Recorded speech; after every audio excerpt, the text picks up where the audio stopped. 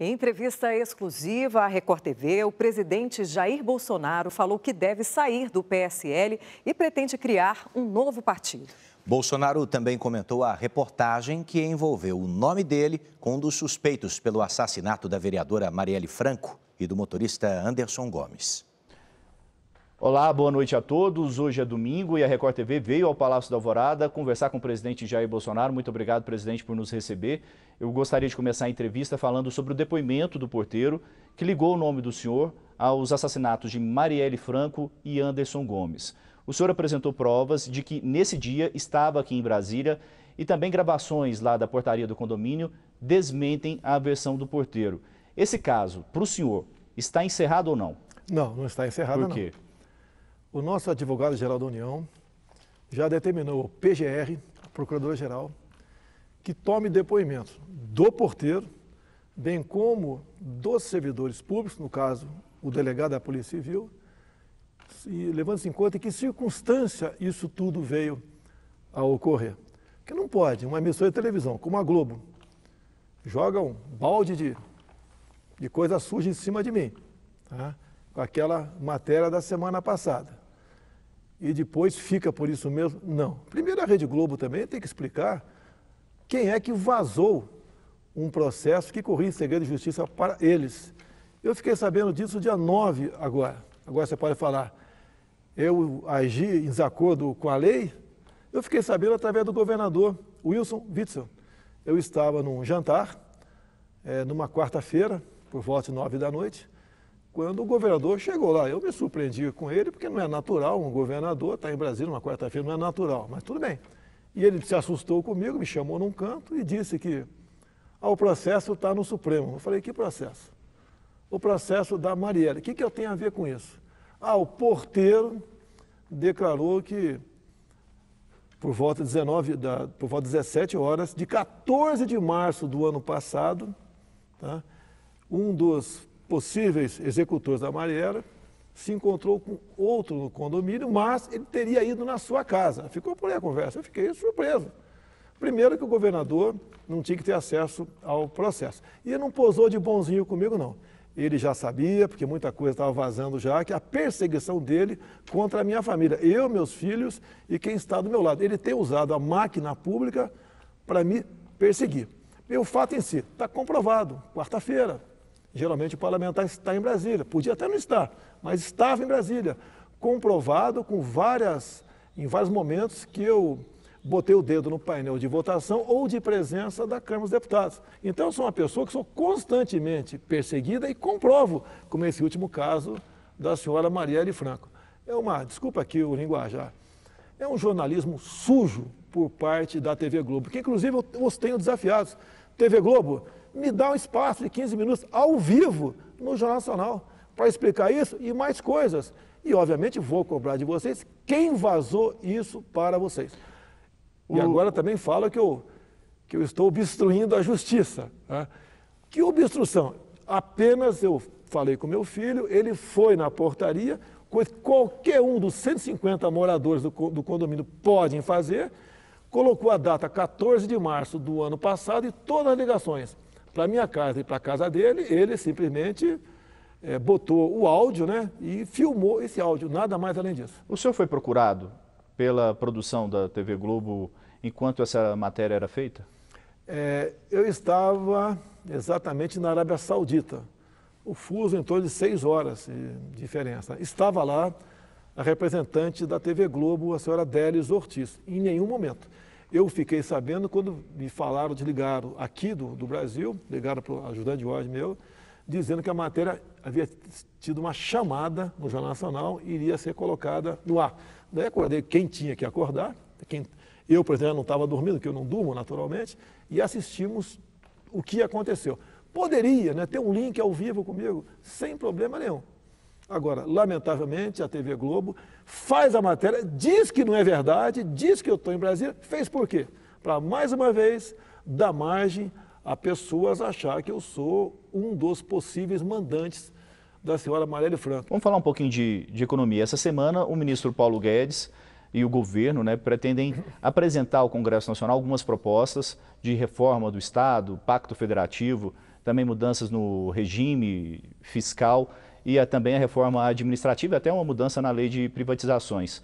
O que o governo pretende com todas essas propostas? Essas propostas foram apresentadas na segunda-feira para mim, já de forma conclusa praticamente. Na terça-feira está previsto irmos junto ao parlamento e apresentar essa proposta. O senhor e o ministro Paulo Guedes. Paulo Guedes e mais alguns ministros. O que nós pretendemos com isso aí? É criar meios para você deixar o Estado mais leve, mais enxuto. A questão do servidor público.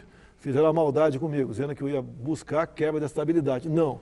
O que nós pretendemos é, daqui para frente, quem tomar posse não tem mais estabilidade. Até porque qual é o objetivo disso aí? É comum. Vamos falar em prefeitura. Um prefeito faz concurso, etc. Se bem que quase todos estão no limite do gasto, levando-se em conta a lei de responsabilidade fiscal. Mas qualquer contratação daqui para frente, o outro prefeito, uma vez assumindo, ele pode simplesmente demitir essas pessoas. Logicamente, algumas carreiras terão estabilidade. Como veio um delegado da Polícia Federal conversar comigo essa semana, acolhi o seu posicionamento, a Polícia Federal, a Polícia Rodoviária Federal, entre algumas outras forças armadas, não terão essa estabilidade quebrada. Afinal de contas, você não pode formar um garoto na Academia Militar das Agulhas Negras por 4 anos para especificamente ser militar. O cara é forças especiais, é comandos, é paraquedista, simplesmente mandar embora. Você não pode fazer isso. Dentro da proposta se fala em desvinculação de receitas. E sempre que se fala disso, tem a preocupação de diminuir os recursos para a educação e para a saúde. Há algum risco disso acontecer, presidente? Olha, nós queremos, o que o governo quer, é deixar para o parlamento fazer isso. Ninguém vai diminuir. O global vai para o parlamento. E o parlamento pode decidir se vai dar mais ou menos para a saúde e educação, compensa um com o outro.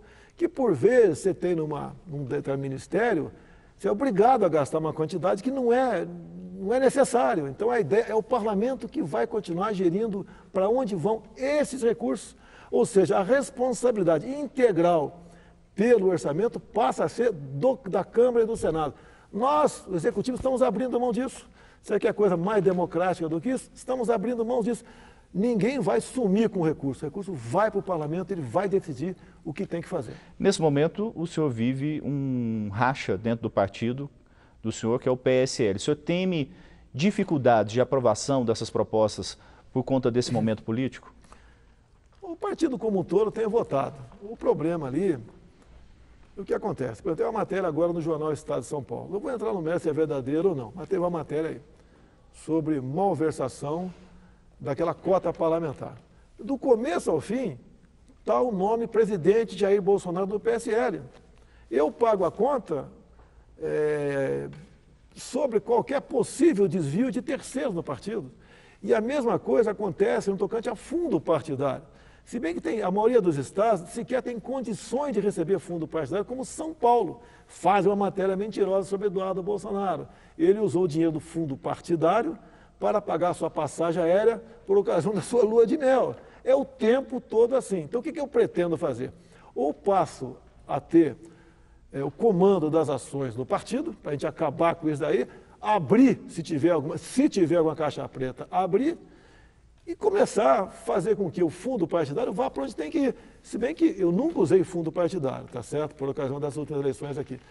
E o que eu quero é ficar livre disso. Agora, o que pode acontecer, né? Pode acontecer de uma hora para outra. Eu posso sair do partido. O que eu quero apenas ter cumprida uma determinação. Transparência, ponto final, mais nada. Afinal de contas, o fundo partidário é dinheiro público. Eu não estou brigando por recurso do fundo partidário. Eu quero que o partido não tenha problemas por ocasião das eleições municipais do ano que vem e uma possível reeleição minha, né? A eleição majoritária em 2022. É isso que eu quero. Alguns me acusam dizendo que eu quero o fundo partidário para comprar voto. Oh, meu Deus do céu, eu sou o presidente da República. Cadê minha caneta? Essa caneta aqui tem um poder enorme.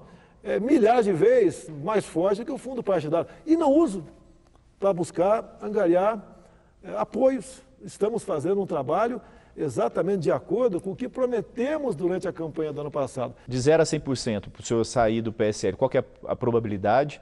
E saindo, o senhor criaria um novo partido? 80% para sair e 90% para criar um novo partido. Que vai começar do zero, sem televisão, sem fundo partidário, sem nada. O meu sonho eu acho muito difícil eu assumir o comando do partido, muito difícil, é criar um partido agora que a gente pode colher assinatura de forma eletrônica junto ao eleitorado.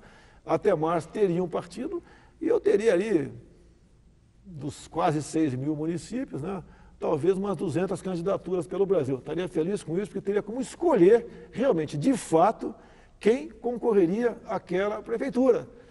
Na última eleição, muita gente chegou de última hora, porque nomes bons até não queriam vir para o meu partido, porque não tinham tempo de televisão. Vamos falar sobre a questão do vazamento de óleo no litoral brasileiro. Para o governo, está certo que foi o cargueiro grego que provocou esse vazamento? Todos os indícios levam para esse cargueiro grego, todos. Falta apenas bater o martelo.